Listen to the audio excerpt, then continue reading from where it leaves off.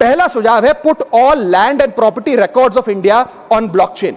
एक blockchain based land registry ledger बनाइए। पहले 10 मेजर राज्यों शहरों से शुरू करिए, महानगरों से और टियर 2 सिटीज से, जिस ब्लॉकचेन लेजर में हर रिकॉर्ड, हर सेल, हर म्यूटेशन, हर इनहेरिटेंस को एक डिजिटल रिकॉर्ड बुक में डाला जाएगा, जो एक ब्लॉकचेन लेजर होगा, जो टाइम स्टैम्प्ड होगा, टेम्पर प्रूफ होगा, 100% ट्रांसपेरेंट होगा और रियल टाइम प्रॉपर्टी ट्रैकिंग आप उसे कर सकेंगे, जिसके चलते इंस्टेंट टाइटल वेरिफिकेशन होगा।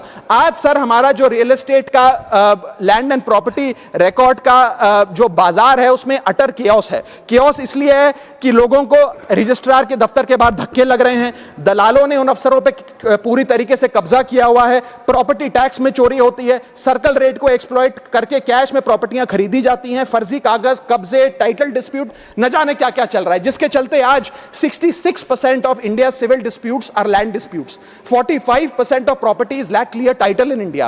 India ranks 133 out of 190 in property registration efficiency. 48% of our properties are under dispute and the average time taken by civil courts to resolve these disputes is 7 years.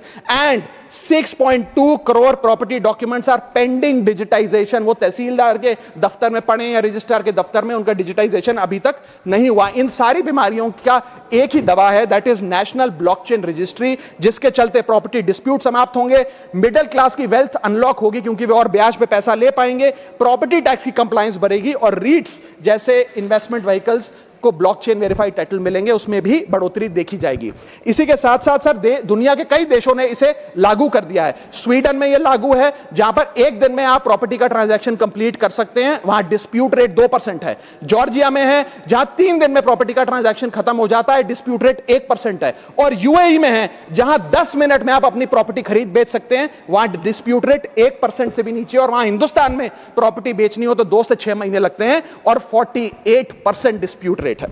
अगर भारत को real estate में क्रांति लानी है तो blockchain option नहीं जरूरत है।